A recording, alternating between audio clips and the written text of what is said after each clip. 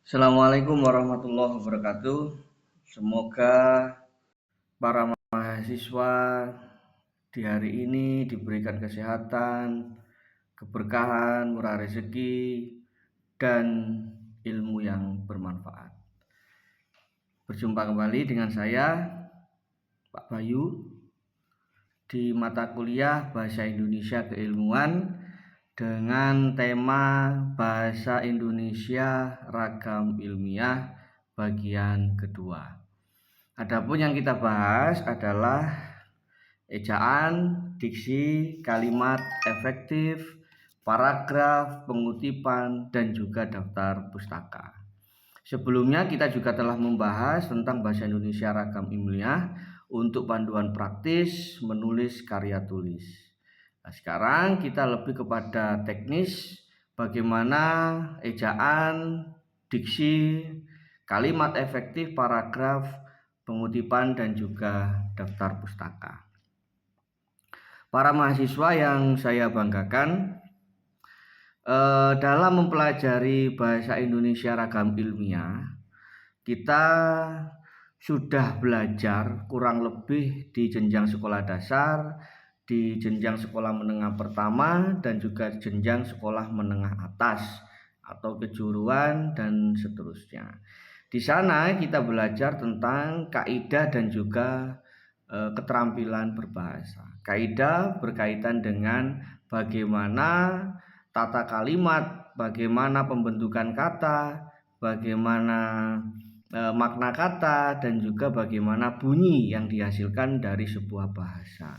Dan juga hingga ke keterampilan berbahasa, yakni berbicara, menyimak, membaca, dan juga menulis. Ada keterampilan reseptif dan juga keterampilan produktif. Keterampilan reseptif diantaranya adalah membaca dan juga menyimak. Keterampilan produktif berbicara dan menulis.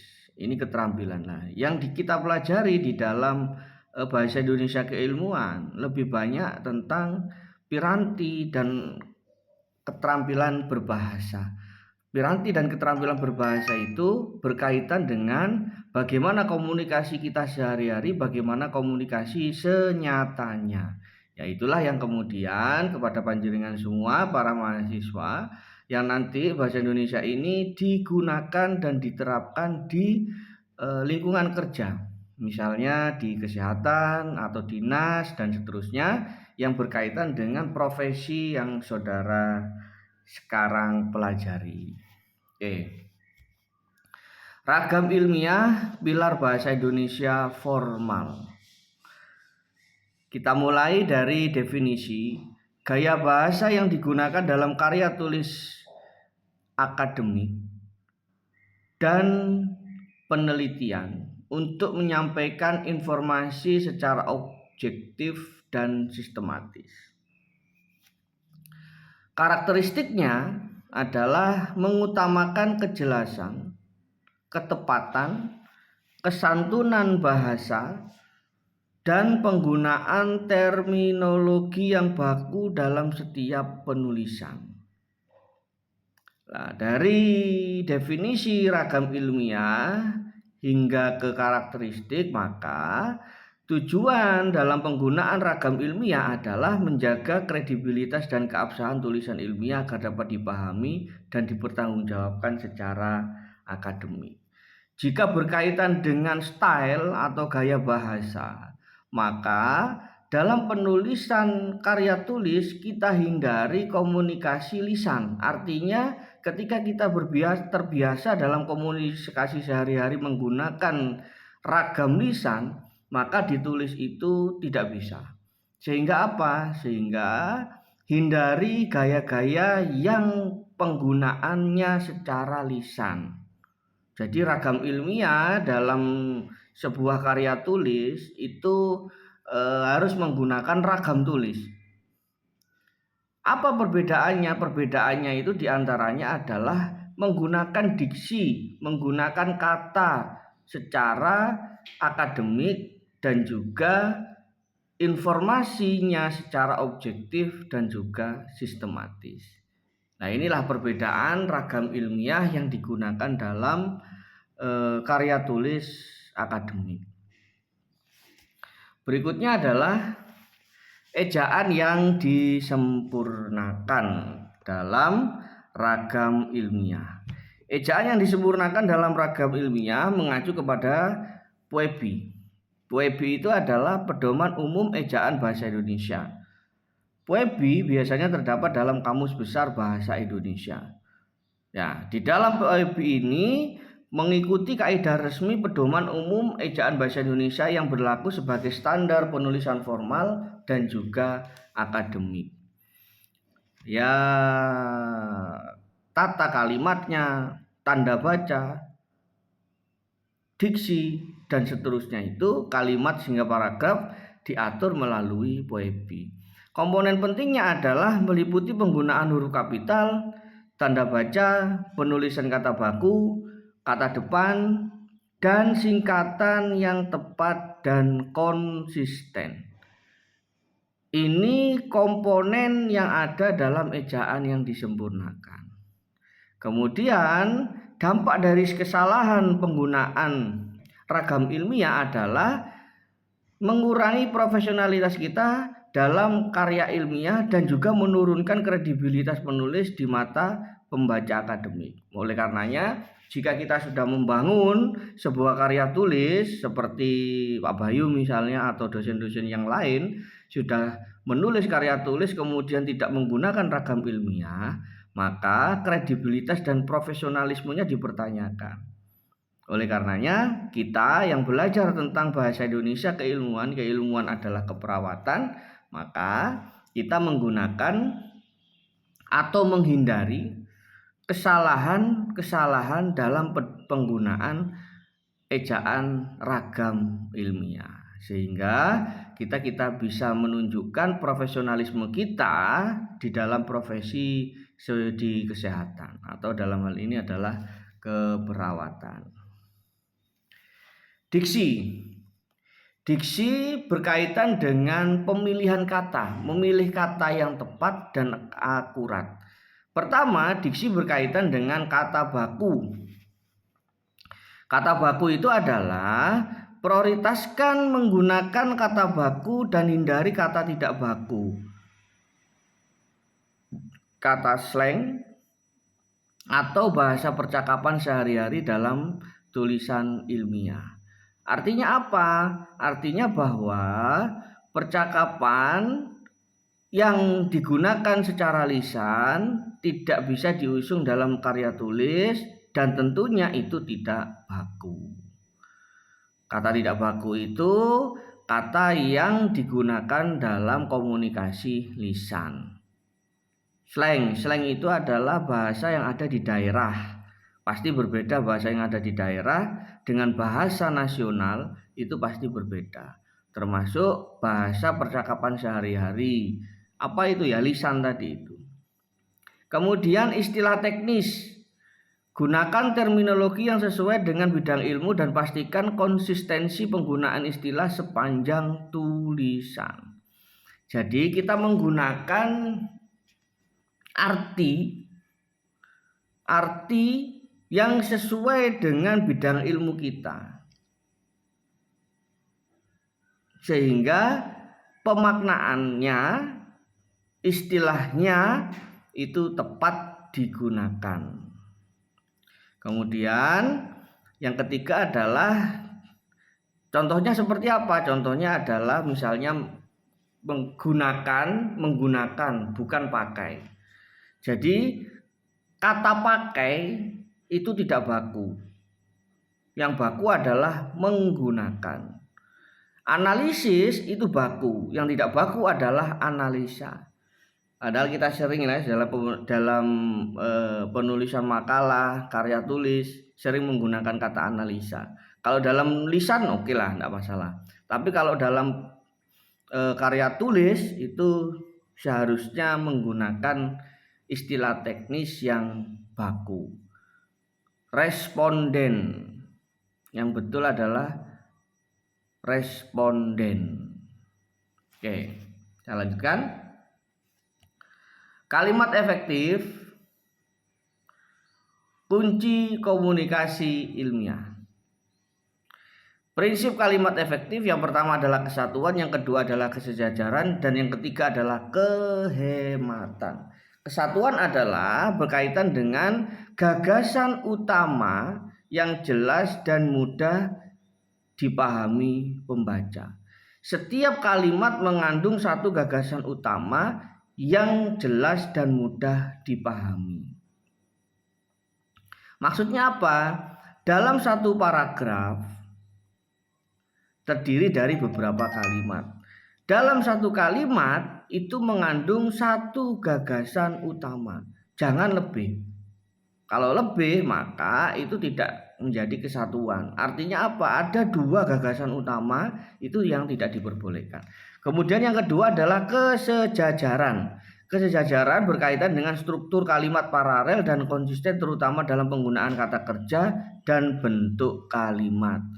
Jadi dalam tata kalimat ada subjek, predikat, objek, keterangan. Subjek menduduki, predikat menduduki, objek menduduki, keterangan menduduki. Nah, dalam hal ini struktur kalimat paralel dan konsisten terutama dalam penggunaan kata kerja dan bentuk kalimat. Nah, dari sini maka susunan kata kerja dan juga bentuk kalimatnya, subjek, predikat, objeknya itu harus sejajar. Sejajar itu apa maksudnya? Sejajar itu adalah jika di situ ada subjek satu dan ada subjek dua, maka ada kata penghubung dan Pak Bayu dan Budian. Nah, itu subjeknya. Melakukan perjalanan ke Universitas Negeri Jember. Jadi subjeknya penggunaannya harus sejajar. Kehematan, menghindari kata-kata yang tidak perlu dan pengulangan yang tidak memberikan nilai tambah pada makna. Artinya tidak ambigu, tidak multitafsir dan tidak mengulang kata-kata yang tidak perlu. Contohnya di sini ada kalimat efektif dan kalimat tidak efektif. Tidak efektif, penelitian yang dilakukan oleh penulis ini adalah untuk tujuan menguji hipotesis yang berkaitan dengan. Efektifnya, penelitian ini bertujuan menguji hipotesis pengaruh media sosial terhadap prestasi akademik. Tahu ya perbedaannya ya. Tidak efektif itu terjadi pengulangan, terjadi ambiguitas, dan bahkan tidak satu dalam satu kalimat itu tidak mengandung satu gagasan utama. Oke. Paragraf yang terstruktur dan koheren. Paragraf yang terstruktur dan koheren adalah terdiri dari kalimat utama. Kalimat utama mengandung gagasan pokok yang akan dikembangkan dalam paragraf tersebut. Berikutnya adalah kalimat penjelas memberikan elaborasi, contoh atau bukti yang mendukung gagasan utama. Kemudian terdapat transisi, menciptakan alur yang mengalir antar paragraf untuk mempertahankan koherensi tulisan. Dan yang terakhir adalah kalimat penutup, menyimpulkan atau menghubungkan dengan paragraf selanjutnya secara logis. Itu adalah paragraf yang terstruktur dan koheren. Nah, jadi terdapat kalimat utama, terdapat kalimat penjelas, terdapat kalimat transisi. Ya, transisi, dan yang terakhir terdapat kalimat penutup. Apakah tidak ada kalimat pembuka? Ya pastinya ada, tetapi kalimat pembuka digunakan sebagai gagasan pokok atau kalimat utama. Sehingga kalimat utama itulah kemudian diberikan kalimat penjelas di bawahnya. Selanjutnya itu adalah kalimat penjelas dengan pola penalaran umum ke khusus, deduktif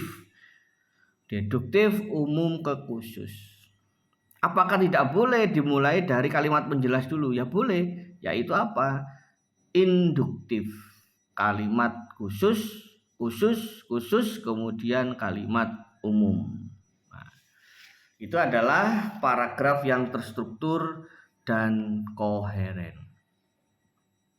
Terus bagaimana dengan teknik pengutipan dalam penulisan ilmiah? Ya, kutipan kemarin saya singgung sekilas, ada kutipan langsung.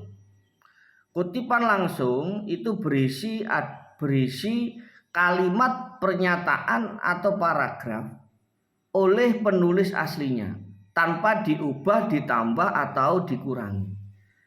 Tulisan aslinya dikutip, itu namanya kutipan langsung. Ada lagi kutipan tidak langsung. Kutipan tidak langsung adalah kita memberikan eksplanasi, memberikan penjelasan dari apa yang kita baca. Jadi tidak mengutip kalimat langsung yang terdapat di dalam buku yang kita rujuk atau artikel yang kita rujuk. Bahkan trennya sekarang kutipan tidak langsung itu kita membaca 3-5 buku. Kalau dulu membaca 1, apalagi kutipan langsung itu biasanya ya misalnya 2 kalimat atau 5 kalimat, maka itu yang akan dituliskan. Berbeda dengan kutipan tidak langsung. Kalau kutipan tidak langsung kita baca buku 1, buku 2, buku 3, buku 4. Oh, kesimpulannya apa? Kesimpulan itulah yang kemudian kita berikan penjelas. Kalau kutipan langsung dikutip dulu kalimatnya, baru kita jelaskan. Apakah memperkuat argumentasi kita, mempertajam argumentasi kita, atau justru tidak ada kaitannya dengan argumentasi kita di dalam karya tulis ilmiah. Kemudian ada kutipan sekunder, yakni jika mengacu kepada langsung dan tidak langsung, maka kutipan sekunder itu sifatnya adalah sebagai pendukung atau pelengkap. Misalnya ditandai dengan kata sejalan dengan pendapat di atas,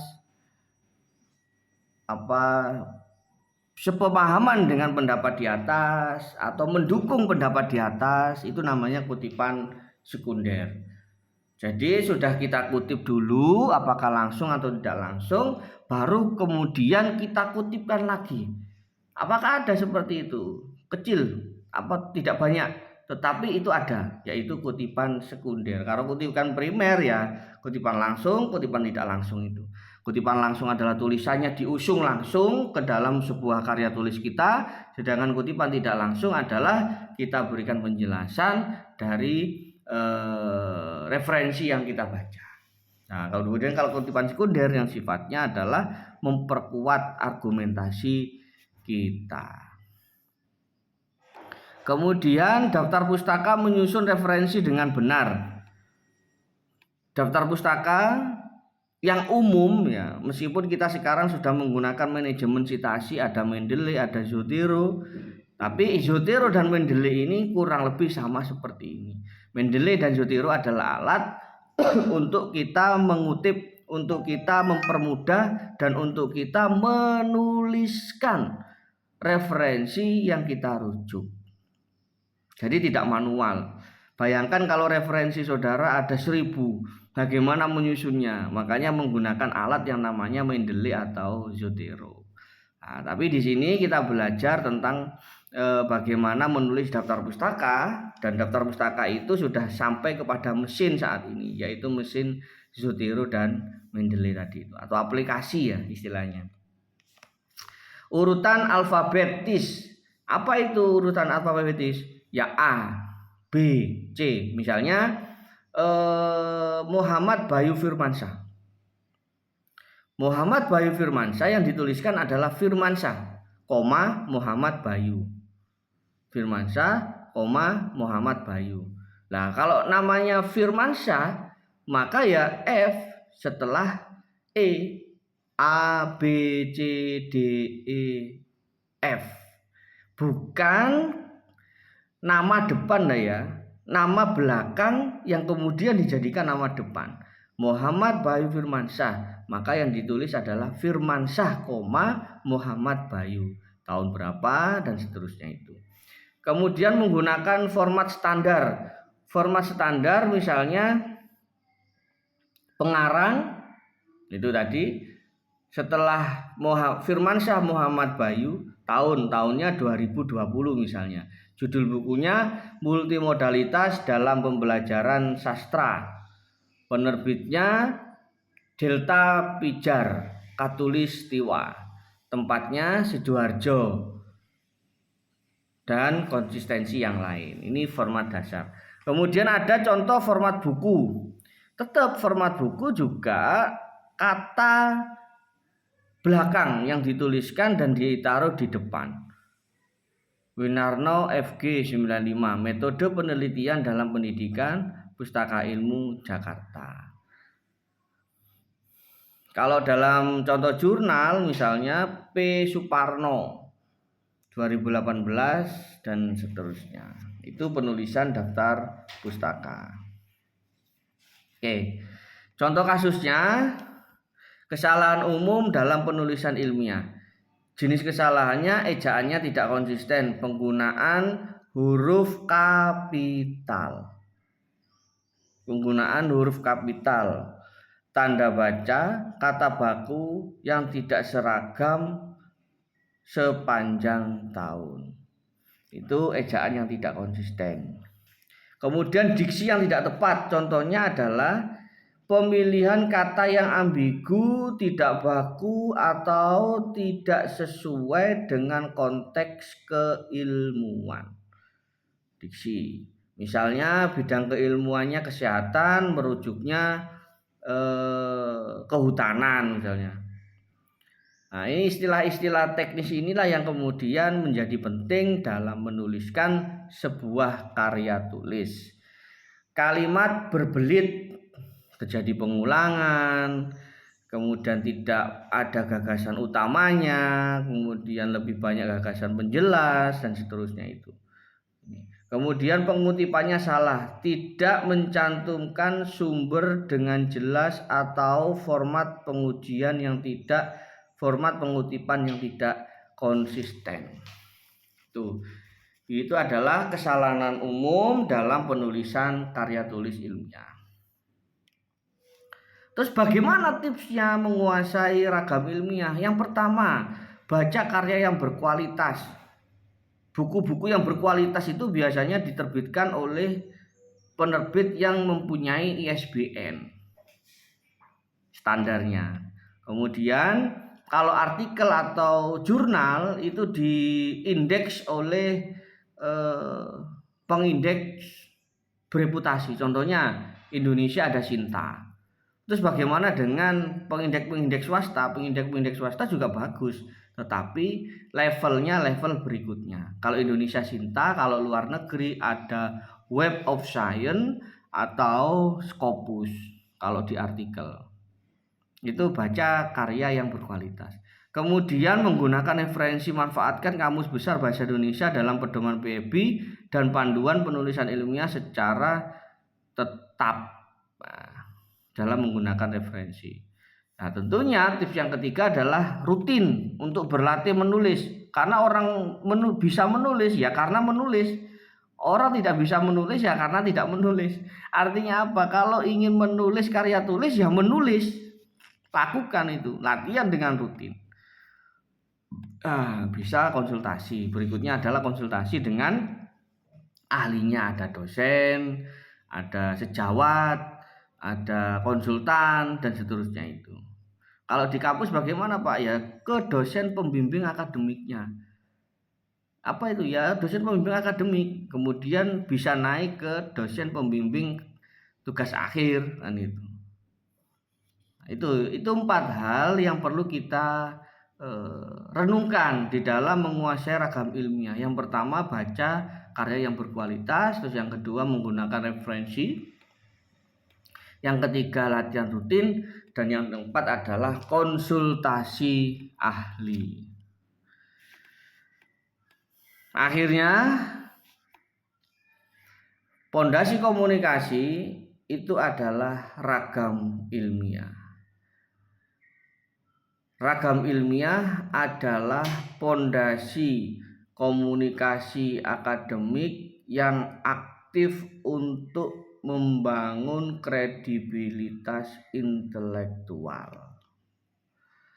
Kompetensi kuncinya adalah kuasai ejaan, diksi, kalimat efektif, struktur paragraf, dan teknik pengutipan sebagai modal utama. Praktek berkelanjutan, gunakan lembar kerja dan latihan untuk memperkuat kemampuan menulis ilmiah secara konsisten. Itu adalah materi ragam ilmiah di sesi kedua. Minggu depan ragam ilmiah di sesi ketiga. Jadi untuk mata kuliah Bahasa Indonesia Keilmuan yang seharusnya memang ada UTS, kita tidak ada UTS. Kita perkuliahan seperti biasa. Dan minggu ini tidak ada tugas. Jadi selamat belajar, selamat menempuh ujian tengah semester, dan semoga ilmunya bermanfaat. Terima kasih. Assalamualaikum warahmatullahi wabarakatuh.